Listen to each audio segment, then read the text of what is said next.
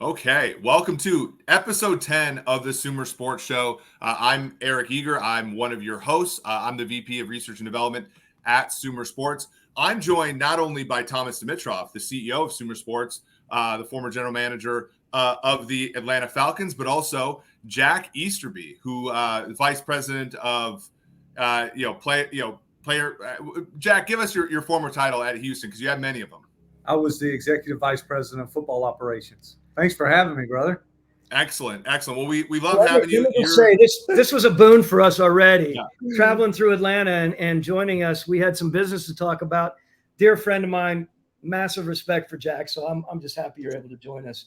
This is going to be. And I think it's going to be so great because obviously, Thomas and I we haven't had guests yet. We had planned eventually to have one, but obviously you coming through town. And being able to join us, for episode 10 of our new show is so great. Frazier in the comments, thank you for being here. Everybody, we really appreciate you guys coming in and joining us here. I think, Thomas, as we were planning for this has become kind of an interesting week, right? Because we have an NFL team that is in the thick of a playoff race right now at 7-5, and the Tennessee Titans have decided to make a change of general manager, and I think it caught us all by surprise, huh? Look, I've talked to a number of my contemporaries around the league. I think I still call them my contemporaries, don't I? Yes. Just speaking with everyone, generally speaking, the general managers in the league, they're on edge over it. When there are firings in the quarter part of the season or beyond, it's really unsettling for general managers. Normally, general managers feel they get through a season, they sit down with their owners, they discuss what needs to be fixed, and if it can't be fixed and you can't come to an agreement, well, then you readdress where you are, right? That it was rare in the past that there were GMs getting fired during the season. Look, I experienced it. Hands up. This is what really had me perplexed. John Robinson, by the way, a very good football man and really adept at so many levels. He was 7-5, heading into potentially another playoff. Might even win the division, right? Yes, I think he's got the division. He's got the division. Handle it. Yeah. And the fact that he gets fired during this time versus, I look back when I got fired 2.5 years ago, as much as I disagreed with Arthur on it, I still understood that we weren't doing well and our record was nowhere near what J-Rob had. It's unnerving. Jack, look, you've been there.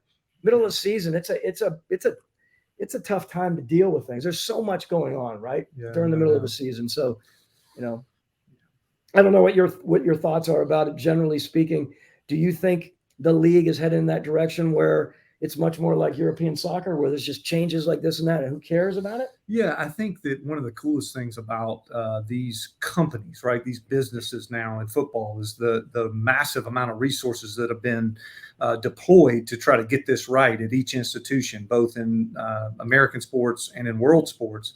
I think you're seeing that they're 12-month evaluations now, right? They're 12-month evaluations that everyone is making. That's how corporate America works. That's how all of really corporate sports work, is 12-month evaluations, both in the projection situations where you're projecting trend and seeing where you're headed, but also in the cyclical analysis where you're evaluating different things at different times throughout 12 months. So I don't think it should surprise us as much because everybody's doing their evaluations as they do them. Mm-hmm. And it may seem that the seasonal evaluation seems more common because there's obviously this group of people that are going under the submarine and spending this 5 months together.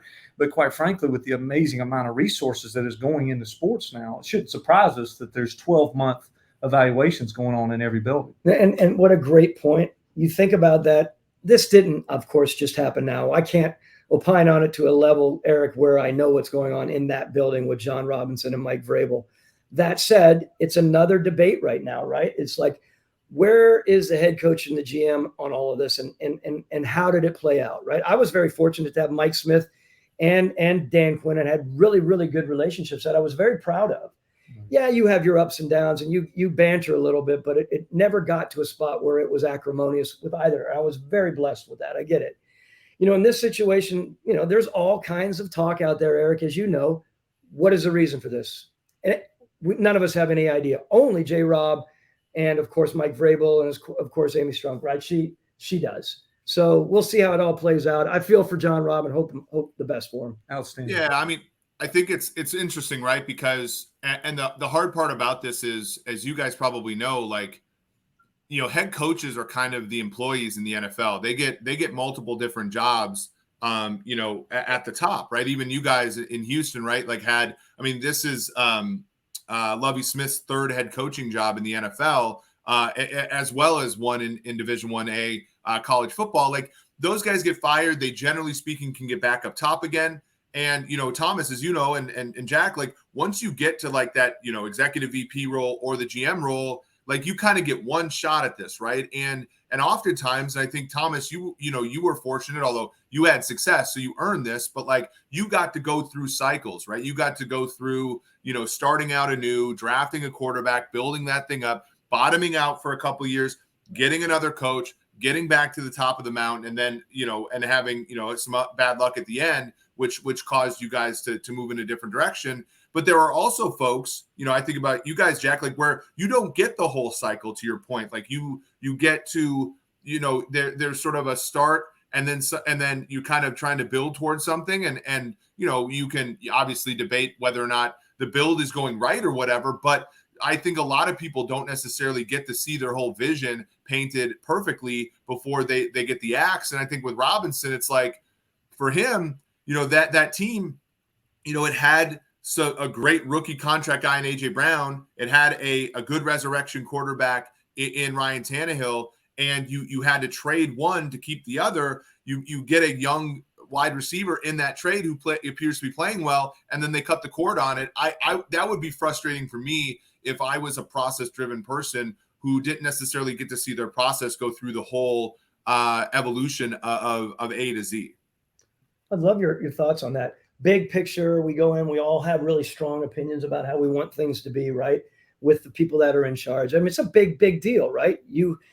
Look, we both were around Bill Belichick. I mean, what Bill did for us as far as helping us, grow and learn about what we need. We apply who we are, right? Mm-hmm. We never try to be like Bill. Those out there that try to be like Bill, I feel like they rise up to not do well, because you can't be Bill. No one can be Bill. Right. Can you talk a little bit about that? Just bigger picture, mapping things out and staying the course, or do you have to be adaptable in that setting? Yeah, I think you guys, as you evaluate, I think you make a good point about the workforce and evaluating how many times you get and different analysis there. I think it's very important, though, as you look at these jobs, specifically in the NFL, to understand that each club is in their different phase of their own evolution. Right. So it's very hard to make an analysis across the NFL, because if you look at the matriculation or the maturation of each club, Houston's the newest franchise in professional sports, right? The Tennessee Titans, they're one of the newer clubs, right? Jacksonville's a newer club, right? And so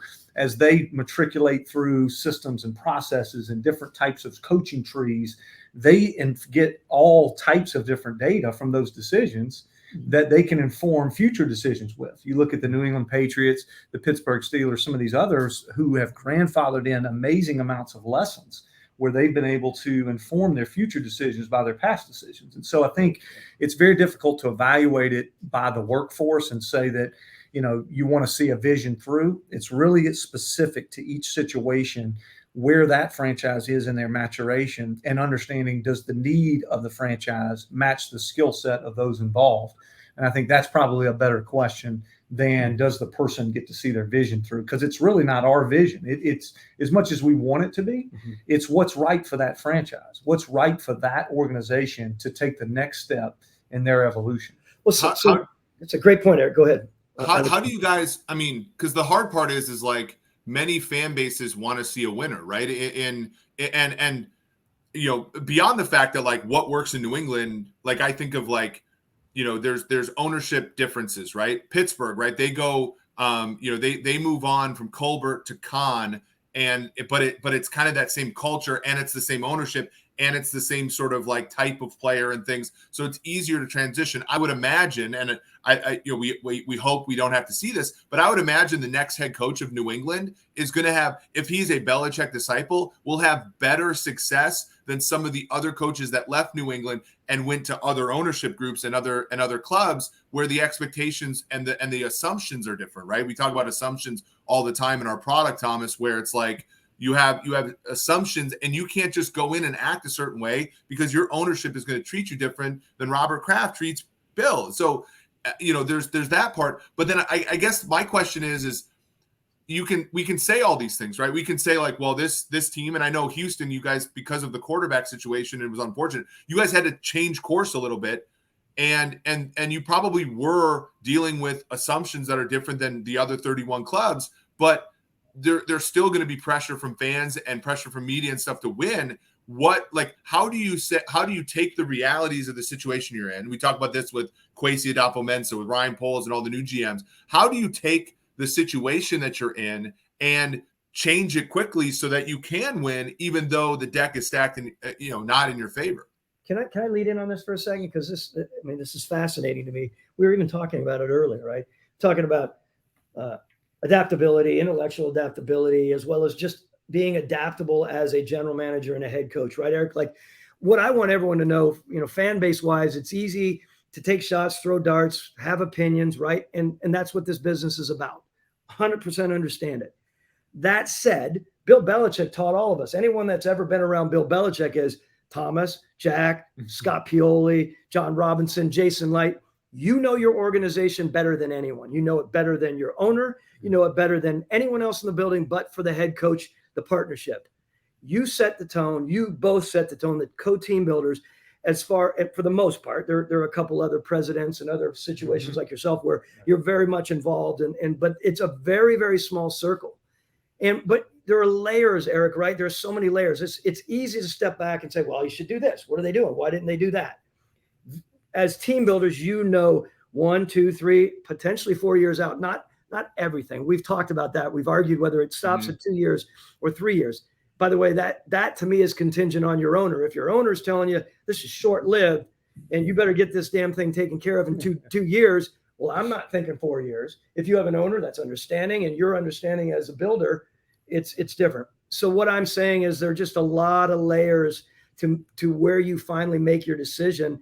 It may not always look positive to your fan base and media in your area, but believe me, most of us, I feel, have a direction, Eric. Most of us, not everyone. That's unfair to think otherwise. But can I just toss it over to Jack for a minute on that level? Of course. Again, bigger picture. When you have ideas about how things should be and they don't map out that way, can you talk a little bit about adaptability, not only with your coaches, but your team builders and generally ownership? Like, is that a big part of a topic in your mind about successful organizations? Let me kind of break it into two different buckets because I think it's appropriate to pull some of the straws out of that overall analysis. I think, first of all, just in leadership. So if you're just talking about leading, so business, any sort of leadership initiative, I think it's very important that you don't self-impose term limits. Because if you're truly going to make great decisions on behalf of an organization or a people group, unless you're the president of the United States or you're given a term limit that's clearly expected in the relationship with the business or with the office, I think it's very important you don't self-impose term limits, because if you self-impose any term limits, you begin to massage or change the lens in which you look at the decisions you're making, potentially in a harmful way. I.e., you're not thinking about the betterment of the organization as much as you're thinking about your own survival. That's right. You start beginning to there's a myriad of things that begin to weigh on you and become factors on decisions that you're making, where you potentially could make a decision or two that could be either short-sighted or potentially to get a result that may have fruit produced quicker or potentially longer if there was a term deviation. So I would say there should never, great leaders that don't have term limits within their seat. So again, a president or somebody who's in political office has a term limit from the get-go. But in sports, we're not given term limits from the get-go. We may research and say the average GM has 4 years or whatever. But I would say if you're really going to go in there and do it right, the healthy leader comes in and says, I'm not going to think about term limits. I'm going to think about the next right thing and vision cast 3, 5, 10 years in every way I can, from building structure to how the salary cap looks to how my staff looks, and evolve accordingly without a term weighing in on me. Because if you think about it outside in from a media shelf life, you're potentially going to make decisions that could compromise you. So that's one thing. That's just leadership. Don't self-impose term limits. But number two would be, as you go to iterate or as you go to improve the organization overall, there's really this two-layered sandwich, right? There's this transactional improvement that you want to do, create cap space, create better contract structures, create better staff structures, get great people in the building. So there's a transactional component, but then there's a transformational component, right? Where you're trying to change how people think. You're trying to change how people expect. You're trying to change how people operate. And so I think within your organization. Okay. And so I think that when you're talking about how do you do the things, to your question about how do you do things to get things better, I think great leaders are able to operate in that transactional while vision casting and also operating in that transformational. And so without a term limit and in both of those buckets, I think you have a chance to make a difference in a healthy way. Love it. Yeah. So Thomas, interesting question for you, because you had two kind of regimes when you were in Atlanta, right? Was that because I think back, like Jack, like you didn't have like that long of a time to sort of implement things in Houston, right? Like, that's great and everything, but there are years where you have a trough, and there are oftentimes, like I think of like last year in New York where, you know, Joe Judge, like everybody said, okay, this is going to be, you know, he's safe. And then things get so bad that they have to move on. Like, there's an inherent risk there, isn't there? And Thomas, like when I think about your time in Atlanta, was that something that you worked with, or if you're and it's funny, I have a few friends who listen to the show. One of them's a former NFL player that asked me, you know, you say team builder a lot. I think that the reason is you're a very inclusive guy. So you don't just think of, you know, the building of a team as you think of it as your scouts, the people that work with you and everything. But like you as a team builder like, do you have a chance to change the culture? Do you have a chance to change your opinion? Because I know one of the reasons that we're doing SumerSports is, you know, the selling point is somebody who's in your chair, you have so much to do that you don't necessarily have the time to like wake up one morning and hire somebody like Sean Clement or Paul Saban or somebody like that. Do you ever can you actually do that, or does it have to be gradual as far as changing the culture and changing the sort of direction of the team? If I'm understanding you, yeah. So going from Mike Smith to how Mike ran things and what the culture was and what we tried to create there in the first 7 years at Atlanta to the next, 6 with Dan Quinn, those are really important, very dichotomous approaches, I think. There's no question when we were in the hiring process, I hope I'm answering the question the right way, but I want to go there with this. When Mike got fired and we were looking for the next head coach and what we really needed in that next head coach, but I've said this before, Mike Smith, 3-time coach of the year, a really, really good football coach. It was time, much to his chagrin, of course, but we bring Dan in and we realized after really, really looking at and scrutinizing what we did in Atlanta in those first 7 years and what led us to our demise in 14, I believe. Yeah, is I tried to be as humble and vulnerable as possible. What did Mike and I do wrong during that time together, and why did it go awry? And to be able to take all of that, apply it to the search of the new head coach, and make sure that next head coach was satisfying the wants and needs that this organization needed to become that much more evolved. I'm a big believer in evolution, right? Our organization continued to take steps with Smitty, Mike Smith, and Matt Ryan as our as our quarterback. It got to a point where it got stagnant. I was right in the middle of it too. I was blessed to be around another regime, of course, but I think you can change it. I think I can adapt. I'm always learning. I have said this to you before, Eric. I would say to any owner, respectfully speaking, brother, that if the owners come in and they start working with the GM and the head coach, not as much the head coach, but the GM, get him the proper leadership, get him leadership coaching out the gate. Don't wait for 7 or 8 years where they're flailing around and they're like, my gosh, this person needs a world of help. And then you're flailing at the end of it all. Start it right now for the Quaseys of the world, or the, Andrew Berry's still fairly young in it. And this is the time that we need to work on that and to bring it back around, to be able to have an open mind, an adaptable mind, to say, this is where we were in the first regime. This is where we need to go to be successful. And I think if you're adaptable and you have an expansive mind, I think you can go there.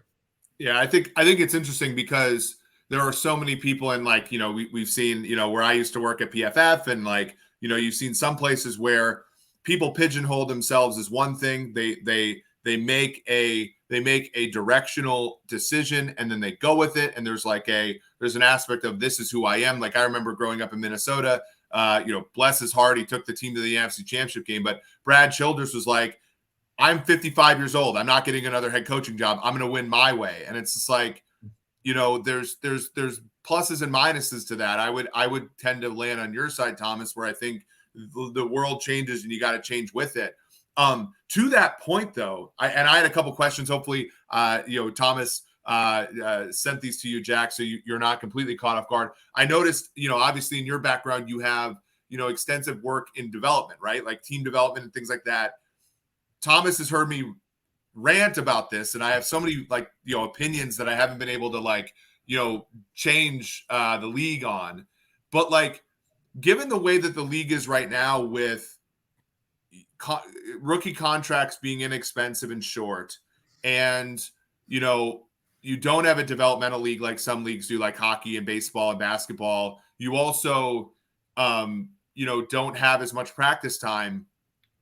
There is an edge in developing players, and I don't know if teams are quite there yet. Can you just opine on this? I feel like maybe I'm missing something, or I'm just I'm rounding up or rounding down too much. But is that? I mean, is there an edge there? And do we need to hire somebody at Sumer to help us algorithmize it so that it's easier for these teams to do? Because that's what I feel like is something that's drastically missing in the NFL. Eric, can you do me a favor? It's just a follow-up to your question. Can you tell me specifically the area you think there's a deficit in? If you're talking about player development, you're talking about on the field, you're talking about multi-position flexibility. What are you saying specifically in the development of a player? I think all the above. You don't have so take for example positional changes, right? So in the history of the league, you've had players like Ethan Horton move from first round running back to Pro Bowl tight end. You've had corners moved. I think of Rod Woodson, right? Who's a Hall of Fame. Rod Woodson's the Ricky Henderson of the NFL. He's had a Hall of Fame career at corner, and then he had a Hall of Fame career at safety. You have that part of it. You don't see that as much anymore. You don't have quarterbacks. The other one, and I know Thomas has heard quarterbacks the chief one for me, because I think, as you guys, after a couple beers will agree with me, the quality of play in the league sucks this year compared to most years, right? And a lot of that is the quarterbacks are hurt, and a lot of the great quarterbacks retired. And over the course of the past decade, other than Geno Smith, and that's why Geno Smith stands out so much, we have not developed quarterbacks, right? And I think in Houston, at least, you guys were giving it a shot with Davis Mills. I'll give you guys credit there. But I think of back when Thomas was winning Super Bowls at the Pats, right? You think about the quarterbacks that were playing in the Super Bowl. Jake Delhomme was a 7th round pick, right? Rich Gannon, that was team number 4 for Rich Gannon by the time he was there. Brad Johnson, that was team number 3 for Brad. Brad was a 9th round pick. There's not even 9 rounds in the draft anymore. Tony Romo, yes. Kurt Warner. I'm glad there's not more, right? Yes. Yeah, et cetera, et cetera. And nowadays, you have Kirk Cousins and Russell Wilson and Dak, but for the most part, every single quarterback in the league is either a first-round pick or a Hall of Famer. And so I don't, in years where you hit snake eyes on quarterbacks, where's the development in some of these younger guys? Yeah, I think let me go to a different place with the question and see if this helps, and then we come back to the specific positions, or even potentially maybe some examples if you want to play them out.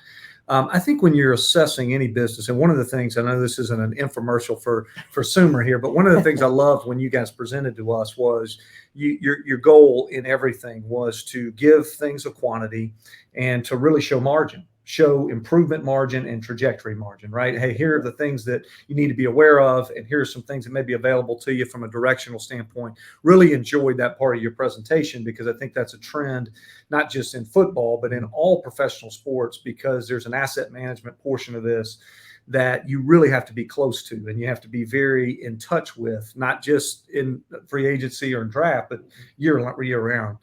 I would say this, and Eric, you correct me if I'm wrong, because I think this is something we can kind of really lean into and agree on, is when you're assessing a business or you're assessing direction as a leader, you really need to assess what is fixed, right? What's fixed, right? Salary cap is a fixed thing, right? There's certain things that are fixed, right? Times you can practice in the off season is a fixed thing.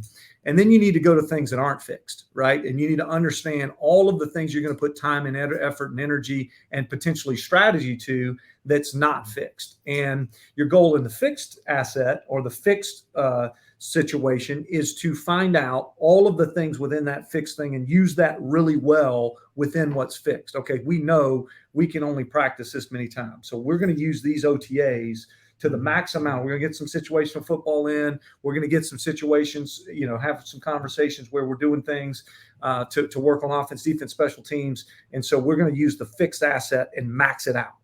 But the non-fixed assets, so the things that are not for sure, right? Like a meeting at the end of the day about how to develop a routine, right? To make sure that young players understand a routine, morning, evening, night, understand how to take care of their bodies. It's a non-fixed asset. It's not legislated by the NFL. Right. And so you can add that in there and you can say, hey, we want to make sure we educate our young players how to be onboarded accurately and how to develop a routine so that they can make sure they're durable and available on the field. So meeting structure is less fixed.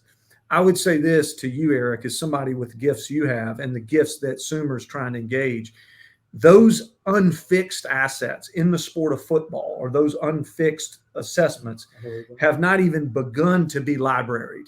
Does that make sense? You've got a library of all these things that you can evaluate, whether it's, again, time on the field, how you use it, other things, how long you do certain things, how long you meet, how long you are patient with certain things from a player participation standpoint, player flexibility, subbing, right? Offensive linemen not playing as long. I think there's things you're going to see there with subbing throughout the game like we've done defensive linemen. So, again, I would just say to you, one of the greatest things that you guys are doing, and I think should be done more, is what's fixed. How do you maximize what's fixed?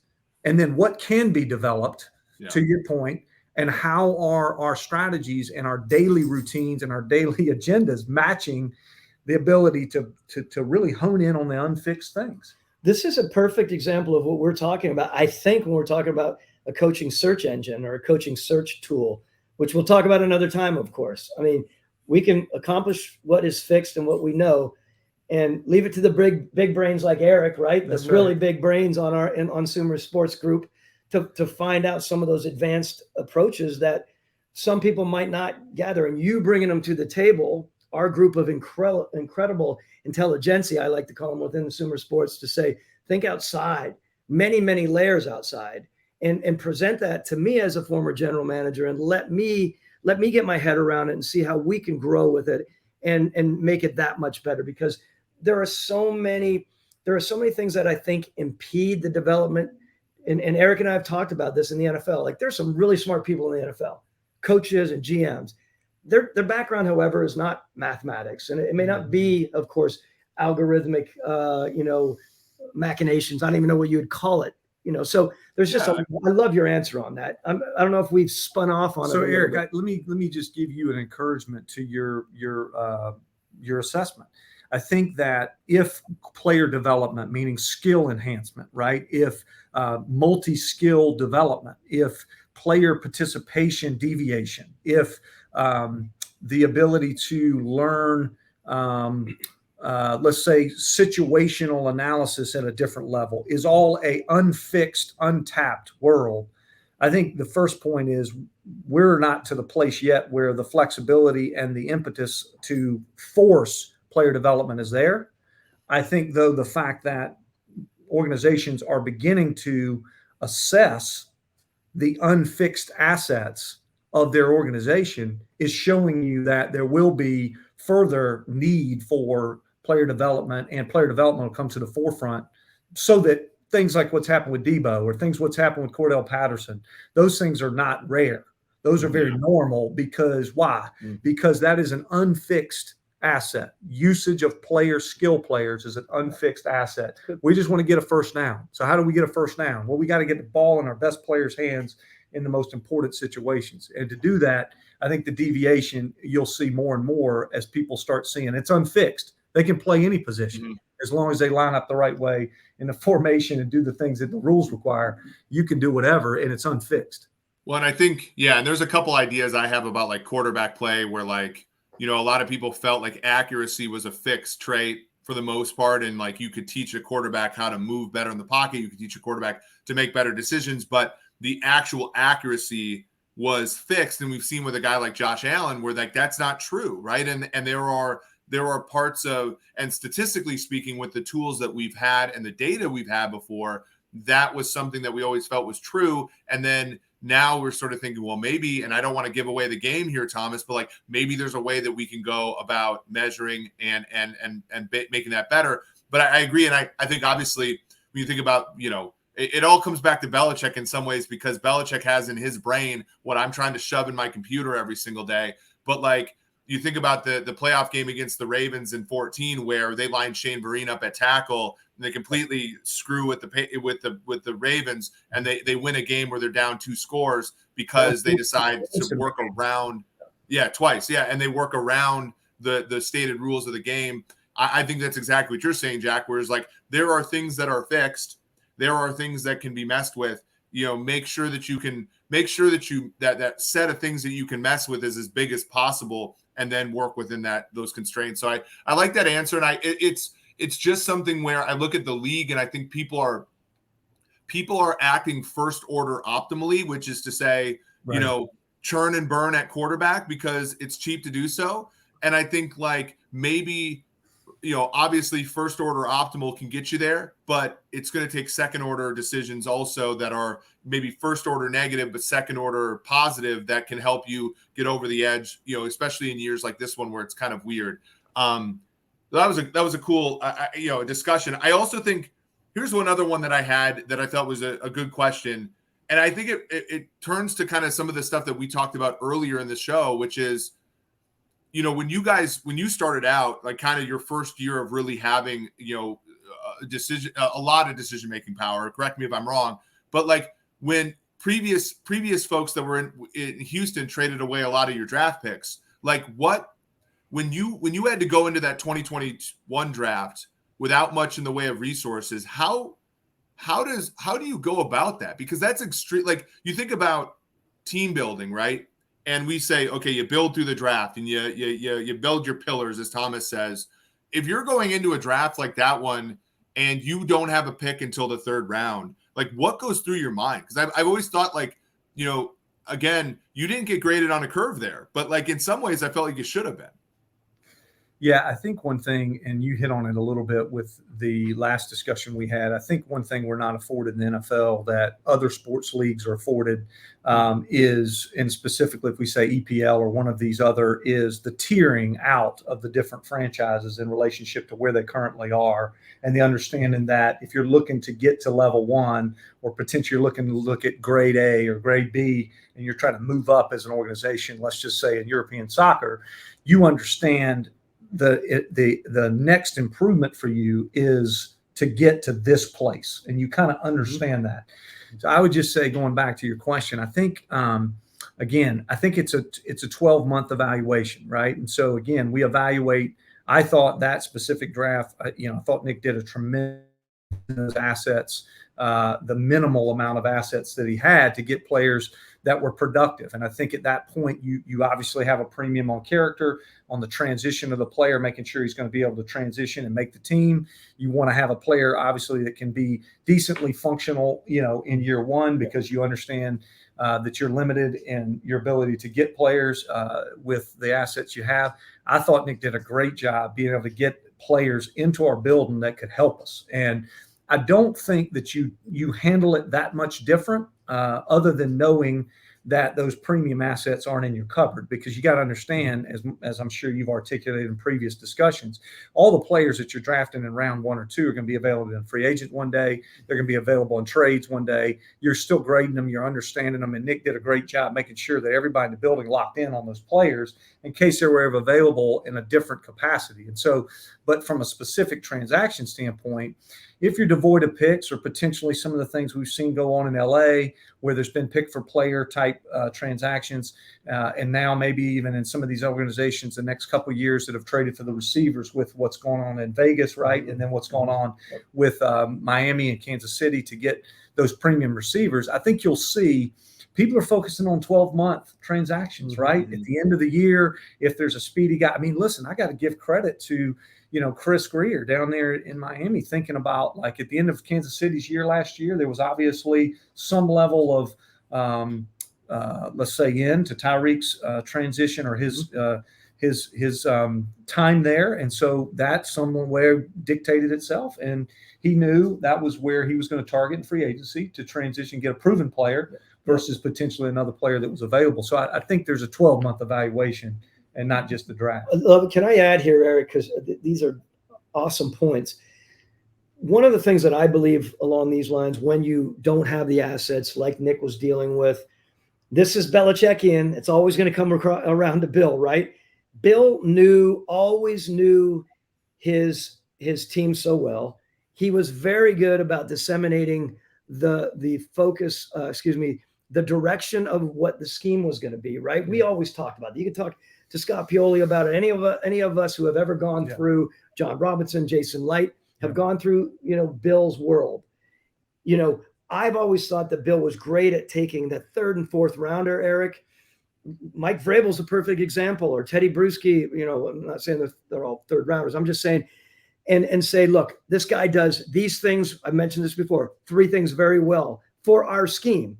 And if you make sure that you're educating your GM as a head coach and your personnel department when they're out looking for players, and they know we are not going to get a 1, 2, and maybe not get a pick until the 3rd round, what can we deal with? What would bolster our roster? And that's really honing in even more of what that player can offer in those 3 or 4 areas. You're not getting the Mac Daddy prospect, but let's really dig in on what you're going to be doing with your scheme and how you're going to be coaching it. And I think that's all about communication, which is a whole other topic. Well, and I think what, there's a couple points actually. Jason from Over the Cap, who's one of it's your favorite podcaster's favorite podcaster, in my opinion. Like he brought up the question of, reduced OTAs and reduced training camp and reduced preseason. Does that hinder your ability to do those things? Because obviously the time, the practicing, getting to see them in game speed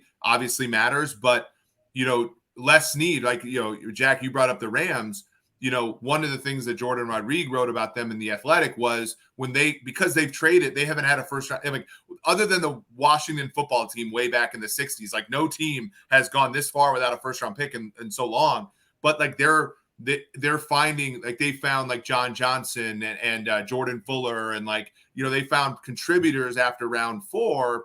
And that has to be part. And like most people would say, and I still sort of believe this, that there's a lot of noise inherent in just being able to pick players in the draft. Like it's pretty noisy, but if you can pick players that fit along with your stars in that sort of stars and scrubs approach, then it's obviously going to do a much better job than if you just pick players who maybe don't fit or whatever, and then you just have a lot of island of misfit toys. Can you guys comment on Jason's question, which is, is it harder to execute what Belichick had been executing back when you guys were on the Patriots, because there's fewer preseason games, there's fewer preseason games where guys play, and there's fewer OTAs, there's fewer training camp practices. There's not even 2-a-days anymore. Like all of us went through 2-a-days, right? Like, and that question, but in addition, this idea of like fitting pieces next to your stars. If you're going to use expensive assets to buy them, you have to use cheap assets for half a player, but it's the right half of a player. We'll start. Well, I'll just say this just to compliment you, Eric, on your question earlier on player flexibility and player development. I think we're talking about this conversation in the same way from the standpoint of when you have a pick is a fixed asset, right? And then when it becomes a player, it's no longer a fixed asset, right? Mm-hmm. Now it is actually an asset that can produce more than the value of the pick. And so when I look at a situation, just coming to mind here on players I know well, Garrett Wallow, okay.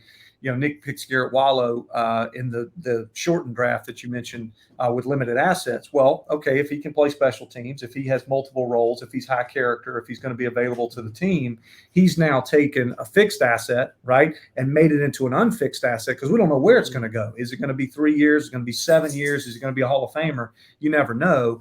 But I think what you're trying to describe, Eric, which is obviously you're gifted academically to understand this, is that you're really in the threshold of a fixed asset becoming a potential multiplication asset or an asset that can be multiplied and obviously set off dominoes all throughout, your ledger sheet. And so I think you feel a little bit of a pressure that it should look a certain way. It should look like picks. It should look like free agency. It should look like, in the Rams case, hitting on players better.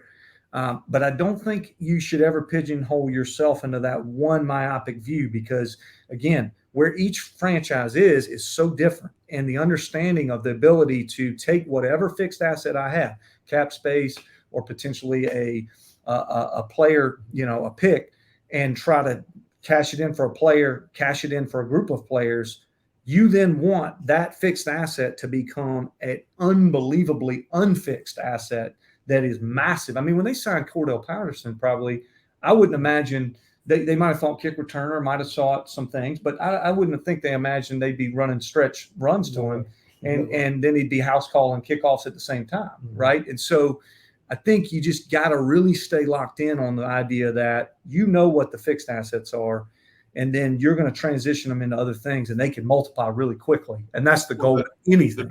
The big pick, with the Rams, and again, like I don't necessarily agree with everything the Rams have done, but when they traded for Jalen Ramsey, you think about defensive backs, it's all about not having weak links, right? And so, if you think about you have a guy who can just play left corner in an elite way, your other 4 defensive backs, like if one of them goes bust, then you're still going to have weaknesses in the secondary. With Ramsey, I'm assuming they knew from his film at Florida State and also with the Jaguars that he could man up on a tight end, right? Or he could play in the slot, or he could defend the run really well. So what you do then, and I'm a Kansas City fan, so I think about back when we won the Super Bowl, Tyrann Mathieu, Juan Thornhill tears his ACL in week 17, and then he comes in and plays nickel, and Kendall Fuller plays free safety. Now all of a sudden, like you turn the math on the problem, right? Because you have assets, as to your point, can play multiple positions, and all of a sudden you're not fixed at this one position being a weakness because one of your star players can go and be average in a position so that somebody else doesn't have to be below average at theirs. And I think that is something that we are trying to fit into roster value at Sumer, Thomas, right? Like that's a big thing. And I think it causes this nonlinearity in the problem that makes it rich. But I also think, football people, I think, inherently know that in their bones, and we're trying to, mathematize it, I think. Great points. Keep rolling, bro. Okay. So we got a couple cool questions, like, and actually, I actually want to ask you guys, because it's not about team building, but I do want to ask you guys this question, okay? Tim Keller, one of our, and we have a lot of loyal listeners, by the way. I have not shouted him out yet. And by the way, folks that are listening on Twitter, on YouTube, we really appreciate you. And obviously, we appreciate Jack for joining us today. Tim Keller, one of our loyal listeners, asks, what are the takeaways from a tie? Eric once mentioned the idea of counting one possession wins and losses as half wins. It's kind of silly, but like, do you guys feel like we should ties exist? And if they exist, should they really just be should we do away with overtime if we're going to have ties to begin with? Like, I feel like this is like part of this whole, and you guys are both progressive. You guys like soccer. Like, I feel like you're going to give a better answer to this than most. What do you guys think about ties? I don't know if I'm going to give a great answer on this. I'm going to say I'm categorically against ties. It's just at the fabric of how I was raised. It's tough for me to walk away. It almost feels like how I was raised. My dad was a long time hard ass football man. And I was well, like, that's why the Rouge exists in Canada, which, like, look, there's a lot of things Canada does better than the States, including Tim Hortons coffee. But that's one. The Rouge lowers the chances of a tie substantially, Thomas. And I do feel like that could ameliorate some of the problems that we have with ties in the NFL. But I digress. no, that's good. That's good. Look, all I'm saying is it's really tough for me. The idea of like fighting to the very end, and if someone slips up eventually, either through exertion or just being completely enervated and they can no longer pick their hand up to make the tackle and someone wins, then so be it. I get it. There's so many other levels to that, but it's tough. I'm not going to give you a really educated answer on that.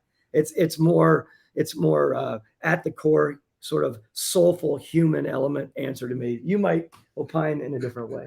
Yeah, I'd say I'm definitely adamantly against ties. Yeah. I think you want to leave every contest with a winner and loser. I think when you tie, I think what comes away with it is an overvaluation of situational football. Yeah. Really, a lot of times that puts some sort of impetus on were you aggressive, were you not, were there things you could have done to avoid the tie. I do think that as not having ties has come up in the league and in other sports, there is a difficulty of talking too much about rinky-dink types of ways to fix the tie. So if you're saying to me, Eric, that ties are going to go away and we've got a great competitive solution that's not a skills Pro Bowl competition at the end and it's true football, it's a way to finish strong, I'll do it. If you're saying to me we're throwing quarterbacks or throwing balls through hoops to decide, I'll pick the tie. That's a great answer.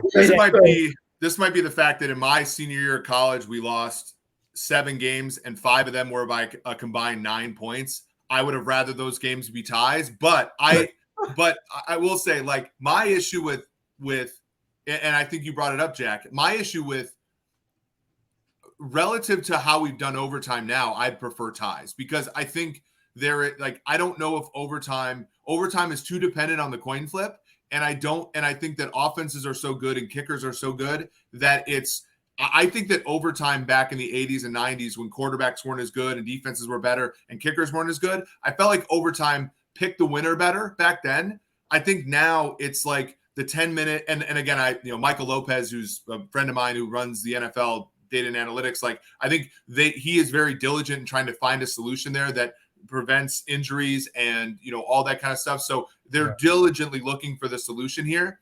And Michael actually wrote an article about hockey where he showed that when as the season progresses, hockey teams jump and chase more often just to pick up the 1 point because they rather just go to overtime, pick up the 1 point, go up at 1 point in the standings, and then coin flip for overtime for that second point. So I agree that like making ties more prevalent would cause some bad behavior. So it's an interesting question, but I do think like last week's game, Washington and New York tying actually was beneficial for both teams. And I think that like that causes but you don't want these players playing for 70-minute, 75, 80-minute games either. So I think it's really hard there. Let me just say before we go, because it's 10 more seconds, Jack, you don't know the background of Eric and where he has been on the gambling side. He is a very smart gambling guy. So I'm sure somewhere in there, these teams both tying, it worked in his favor. And there's an element there if you were to be honest. But he's now with SumerSports, so he can't gamble like he used to, of course. So yeah, so there is part of that as well. I think here's a good question. And I know we only have a few minutes left, but here's from Frazier. Frazier's a very loyal listener to the show. If you're on YouTube or Twitter, you can actually read this on the video. Frazier says, do you think that loan deals like soccer, football/soccer could work, have deals where other teams in the NFL, perhaps other leagues like the CFL or AAF, loan a player to a team for a designated amount of time?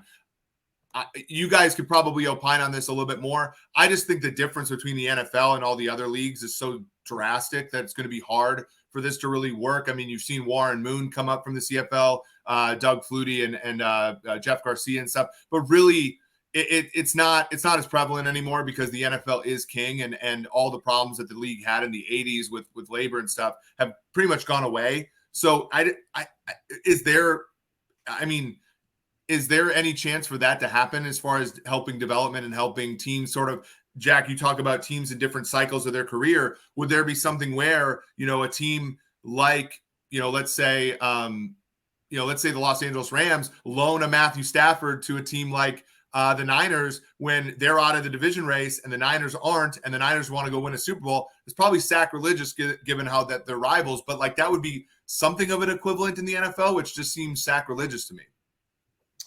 Yeah, within the division or within the NFL, I think you'd have some challenges there. I think the question kind of hits at lower level football, right? The fact that there may be some, I would say there could be a purchase price and or a compensation mechanism to lower level football as these other leagues continue to take root. And quite frankly, as the college players continue to build a net worth that's going to be big. I think there'll be a financial transaction between a player that's making $8 to $10 million at the University of Alabama one day, or even a player who's playing really well in the CFL. I think there could be a financial way to measure that transaction, but at the transfer back and forth would be dangerous because of the injury frequency, right? Mm-hmm. I think if you have a guy that you you're bringing in, you have a transaction, you want to bring him in with the intention for him to be a part of your team until you decide otherwise. I don't think the loaner piece, I think that'd be difficult. Yeah, I think you hit the nail on the head, both of you all. And I would just say, when I was building teams over the years and in that general manager spot,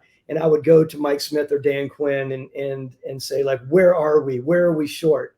There were times towards the end of the year where you're scratching and clawing for anything you can get that would be even adequate. A 5, right, on our grading scale of 1 to 9. It was a 5, Eric. We talked about it. That, or maybe even a 4 at times. That is important to know that there is somewhere you can go. It's an interesting thought, meaning there are some CFL players that could come in and have a spot in the NFL. So I would like the idea of it, but it's rare in my mind. Yeah, there are people, and actually I really like this comment here by Eli, who says that, that's how player development work in the future, a loan from college. I'm a little bit like, there are reasons why 19-year-olds don't play in the NFL. Like, there's a physical aspect that I think is difficult, especially, and this is maybe you guys, I think it's where you need it the most is actually where you can pick it off the least.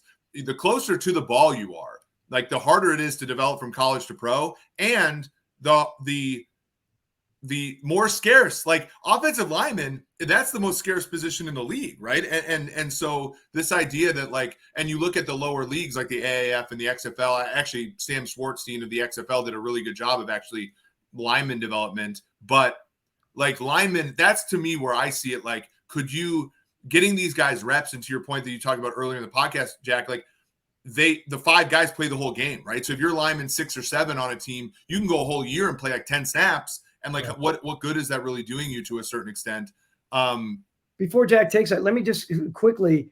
Yeah, I have always been. I mean, there's no way that a college kid could come in, or it's just different. Now, Jack, he's got hoop in his background, right? Yeah, so does Eric. Eric's he showed me a picture of him slamming, dunking a ball. I don't know, how heavy were you? 45? I can't remember. I was 250 when I dunked that ball. Yeah, he was 250. This was over 2 years ago. Yeah. So you guys, I love basketball too. I didn't play. You guys are much taller than I am, but from a basketball standpoint, I've always felt, yeah, that cat can come in and do what he can do. But in football, man, that is a bear maturing, not having matured totally like some of these NFL guys.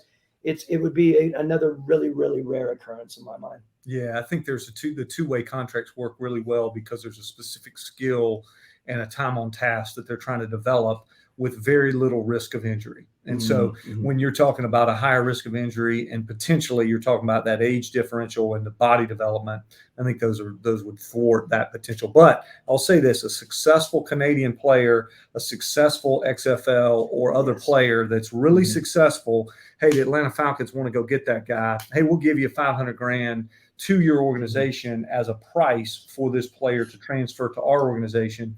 I could see some level of transition for that, just compensation-wise. I love it. And it was funny. I was talking to a head coach in the CFL who was a good friend of mine, Mike O'Shea, went to the University of Guelph as well. Mike O'Shea is a fantastic football coach. But we were talking about what's going on in the CFL right now, right? Little aside, because you're a CFL aficionado, Eric. It's tough for that group, right? I feel like the commissioner, as I know, and some of the owners are looking to do away with what used to be a big part there, right? The import, non-import rule. They wanted Canadian content in the CFL. And now they're moving towards like, let's just get whoever we can get the best players. It's tough for the traditional, sort of the people that grew up with Canadian football. It's tough for them to get their heads around that. And Michael Shea being a Canadian head coach there and doing really, really well, it's tough for him to look at that and see the changes that might be going. It's a little aside, but what I am saying is I love the idea of being down here in the NFL to be able to pull that special CFL player. Right. Some of those people there have been fighting it. The contracts the way they are. It's tough for them to think about letting their stars leave and then never coming back. But we did see a positive, right? Like, so the AAF failed because of finances, the XFL failed because of COVID. The USFL this past spring, what we saw was they started right around Easter weekend and then they finished right around July 4th. Now, not that many USFL players made clubs. Cavante Turpin's the kick returner, gadget guy for the Cowboys. Maurice Alexander's the return man for the Lions. And like there are a few guys, Greg Odom would have made the Browns had he not tore his ACL, so on and so forth. But one thing that was really cool was them ending in July meant that all those guys were in shape to the point where you had 65 to 100 guys in camp because they were healthy and fit enough to compete. And so like even from the perspective of having bodies in there so you can run an efficient camp, like that was a useful part of that league. I think it was probably, aside from getting through the league, with all the games for the first time since 2001's XFL, like that was like the best part of that league was that it gave, the folks in the league a bunch of people who could at least help them from that perspective. So, good questions there. I think that this is, it's so cool. Like, I think there's so much that the NFL does right. And then there's a lot of stuff where, we're kind of chipping around at, well, do we want to change this about the league? Like, should we have a different rookie wage scale versus, should we work within that rookie wage scale to make a different, confluence there? So we've gotten a fairly decent amount of questions here. I think that's probably it for us. The last one that I'll go with, and this is Zach Rogers. Zach is a very loyal listener to the show. How much value is gained by the 49ers and Patriots sort of having the head coach? How many value is gained or lost? You guys can give me your opinion on having the head coach kind of have similar like decision-making 53/GM powers. I know we're going to get different answers from you guys than we might get from some others, but essentially there was a question here about, can a guy grocery shop and cook for an NFL team, essentially? Do you want to take it first? Or you want me to? I mean, look, I'm a general manager, right? And I think there's a division of tasks that I think if you have the right relationship between the general manager and the head coach, an unbelievable amount of respect for the lines that exist and the responsibilities and the intelligence and the insight and the foresight on both sides, you can create this unbelievable relationship that can take you in the right direction, regardless of who has 53. Let me say this. Every general manager wants 53. And head coaches right now, I think we probably have 2/3 of the league right now. General managers have 53. But, oh, by the way, a little aside, look what just happened in Tennessee. John Robinson, I've said this before, he had full say. And now he's no longer there. So it's a really interesting argument. I will say most general managers want it to take the pressures off those head coaches that when they first come into being head coaches, there is like all their lives they've dreamed about being the Bill Parcells or the Bill Belichick or Lombardi or some whatever, who so many of the historic coaches, and they get an opportunity, but they quickly realize, Eric, and we talked about it today, they quickly realize like I have so much on my plate. And in the end, by Dan Quinn's own admission, the last 2 years, Thomas, I just want to coach this team. I don't want to worry about departments. I don't want to worry about the sock color. Yes, of course, I could take that off of him as a GM, in charge of all the departments. I heard the same thing about, Minnesota's coach, Zimmer. Zim said to Rick Spielman, he's like, look, just let me coach. And I think the more these real true at the core coaches realize, they're like, let me be the best coach I can be. Let you do all the other stuff as a general manager. be the acquiring guy, acquire free agents, acquire the draft side of it all. You bring it in. You're in charge of that. And in the very end, very end, Eric, and I can go on and on about this, someone has to have 53. And I think if there's so much passion and the foresight for the head coach is inherently going to be limited more than the GM. So if you're sitting there and you're at loggerheads about that last player or that linebacker, and you guys both disagree on that linebacker, someone has to make that choice.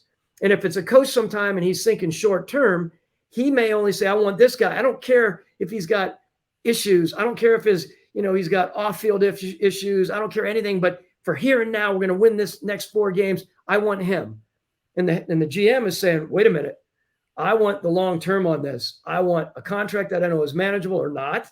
There are so many layers that a GM is thinking about. So in the end, look, I'm a big believer in it. And I think a lot of head coaches, as long as you give them a massive seat at the table, which you will, right? GM and head coach, if you have the right relationship, it really doesn't matter in the end who has it. And I'm not speaking out of both sides of my mouth, Eric, but take it off the head coach and let him coach the team to the best of the ability. And I think they can win Super Bowls. Before Jack interjects an answer, I want to extend this question a little bit too, because Obama Robot Voice, another listener that we've had a few times, said, how much do teams invest in decision-making for coaches? And this is something we talk about.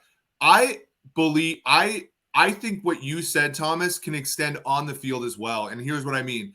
Everybody wants to be Andy Reid, right? Who's a head coach that's in charge of everything, calls the plays, but also head coaches. And I think many a head coach has failed on the field because they try to demonstrate their play calling chops while also learning how to manage a game. To your point, Thomas, I also think that the head coach, many have failed by trying to demonstrate their evaluation and player picking prowess while also trying to be a head coach. Jack, go ahead. Yeah, that's a very, very, very good point you just made there, Eric, because academically what you've done is historically evaluated a job description desire flop. We talked briefly earlier in the show about, fixed and unfixed. And just to stick with that theme for a second, I would say this, and I'm more modern in my approach of this, and Thomas knows this, is, job descriptions are not a fixed asset. Mm-hmm. Right. And so when you're looking to assess an organization, doesn't matter what it is, if you're informed by corporate America and the world, you see that job descriptions evolve. Right. So we didn't have people who handled chief information officers. Right. Mm-hmm. Chief information officers now, a data security and all the things that are out there. His is a corner office, serious job that is probably informing CEOs and other people in a more informative way than almost anybody in the building in relationship to risk, in relationship to strategy, in relationship to information, right? Yeah. And so we didn't have that position 10 years ago in almost every company in America. If so, it was someone helping maybe install computers and some of the tech-based limited thinking. I would say all job description, okay, not just GM and head coach, is an unfixed asset, meaning that each organization has to evaluate where they've been good, where they've been bad, who they want to entrust assets with, who they want to trust fixed assets with, who they want to trust things with, and then allow those things that have informed the past to indicate who should have certain things and understand. This is fascinating. This is a major revelation on SumerSports show with Eric Eager and Thomas Mitchell and Jack Easterby. Let me just say something. I'm sitting there thinking about, and I am passionate, as you can tell, about it because of what I went through, with both Smitty and Dan Quinn, right? In the ends of what happened. And yet, as you present this, I started thinking, we're talking about having this flexibility. What if we sat down, and correct me if I'm wrong here, because I started thinking we're smart enough as, again, GM and head coach to say, let's sit down after a season. Let's look at what happened. Can we possibly map out what you have, head coach, on the decision side of the personnel, the 53 side, and what you have, GM? Could you really map out 10 to 15 elements that you're saying, this is yours, this is mine, this is yours, this is mine, all the way down? Even down to job descriptions for the players, right? Like we talked about this, Thomas, when we were working together back when I was at PFF. It's like, whether it's through an algorithm or through like a scout or some combination of it, like, you signed Dante Robinson to be a every down corner, and 2 years in, it's like he can only play nickel. Well, that's got to be an understood assumption for every single person in the building, right? Yeah. I bring it back to Childress. Brad went to Minnesota. He never called plays for Andy Reid. So he went to Minnesota and tried to prove to everybody he could call plays. And it didn't work out that well. And then in year 2, he's like, Darrell Bevell, you're calling plays. Well, everybody's got to know, well, okay, if Darrell's going to call plays, then we need something different out of our fullback. We need something different out of our tight end. And the job descriptions change when the assumptions change. And I think the big thing, and then maybe this is something, for us to do at Sumer, I think the big thing is if everybody in the room can commit to those assumptions, they don't have to agree with everybody, but they can commit to the assumptions, then I think things are much less, all those lines are less blurry. Hey, I'm picking the 53, but I respect your decision-making prowess when you need a player. If we get into the final 4 weeks of the year and we need a win to make a wild card, I respect I will do what's necessary, right? If that means you pick this, rotational defensive end, then it means you pick this rotational defensive end. I interrupted, Jack, so finish your comments, and I know we have to finish off here soon, right, Jack? Eric? Well, I just think, again, if we're saying it's a 12-month analysis, which we've said with the decisions that were made this week, we're saying that assets are used all year round in all of the building. We're saying that there are asset multipliers, right? Mm-hmm. There are things that can make a great coach is an asset multiplier, right? He can take things and he can make things play above value. He can make them play in ways that maybe they weren't even designed to play. And potentially he can use less and maybe get more, right? Mm-hmm. So a coach is a great asset multiplier. And that's a part of his job description, to take the things that he's given and make them work, or potentially make them efficient and effective. So I would just say, in corporate America, we're very comfortable with, if it's a 12-month analysis, take the job descriptions, evaluate them according to production, and give people who produce more and give people who don't produce less, and potentially replace people who aren't producing at all. And so I would say, Eric, if I'm in the total holistic development, I would not start with the question, who has the 53? You may get there because the 53 is a fixed asset. It's the roster. It's a number that you have to get to. Therefore, it has to be assigned to a person and probably put in a line item of a job description. But I surely wouldn't start with that. If I'm going to make a great organization and we're going to build it brick by brick, I'm going to start with every job description we have in the organization on a wall, and how that fits the curriculum that's going to lead us to great decisions. Okay, so I know we're about ready. Let me tell you this. This is a great point. All right, so as evaluators, GMs, we have been working for 14 months to free agency and the draft. This is not a beat against the head coaches. This is more the reality of it. Head coaches and their staff don't have an opportunity to spend anywhere near that time, sometimes only 2 weeks looking at their position when they're getting ready for free agency.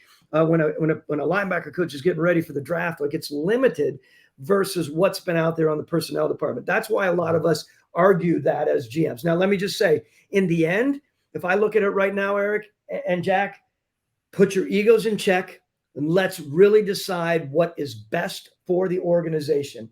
And back to what this massive revelation, maybe it is 5 things that the head coach really has regarding the personnel side that I've been holding on to for dear life. Right. But maybe there are 5 elements of those decisions that my ego is saying what's best is for the head coach to take care of these 5 things, and let me take care of these 10 per acquisition. And that's something that maybe I go on with a different mindset next time. Well, and I would just say this, you're a multifactorial thinker, right? So anytime, and you're the same way, Eric, just listening to you articulate what you think about, you're a multifactorial thinker. And so I think what happens is when you partner, right, or you create a business, you want to make sure that multifactorial thinkers are thinking with multifactorial thinkers. And so if you've got different levels, I think there's a deviation there. Sometimes can lead to more control. That will then perceive in your own mind, or lead you to perceive that decisions will be better if the multifactorial thinker takes it. I would just say in that case, that's not true team. True team is, hey, listen, we have a group of people who've all been given a job description that contributes to team success, that they can reproduce under pressure. And in all of those things, while they're all going on, we're not going to ask anybody to do something that potentially could put our asset management at risk. With the greater team in mind, right? And so I would just say, man, I think a lot of this will get reconfigured over time. I think education of the asset manager, positions, as we've seen, people use the buzzword analytics. It's not analytics. You know that, Eric. Yeah. But people will begin to have informed decisions, and those informed decision makers will also have a seat at the table, and the table will lengthen. And as the table lengthens, better decisions will be made, I believe. And then also those job descriptions we just talked about will be reconfigured and evaluated. Well, Eric and his data brethren, they want to be at the table, which is good segue out. You got a seat. They want to be at the seat. Well, yeah, this has been great, Jack. We really appreciate you for all those that came late. This was Jack Easterby, our first guest, the former executive vice president of football operations for the Houston Texans, also had stints with the New England Patriots and Jacksonville Jaguars and my Kansas City Chiefs. This has been the 10th episode of the SumerSports Show. I want to circle back on a few things. A, we really appreciate you all for listening.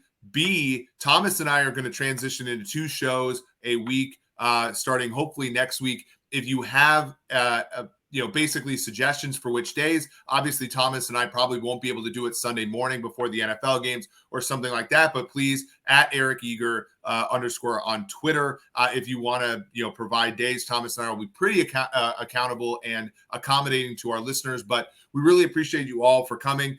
Jack, again, we really appreciate you for traveling to see Thomas and entertaining all of his wild and crazy thoughts about the game, and hopefully, by extension, mine as well during the show. So we really appreciate you for coming. So for Jack Easterby, for Thomas Dimitrov, this has been Eric Eager, and this has been episode 10 of the SumerSports Show.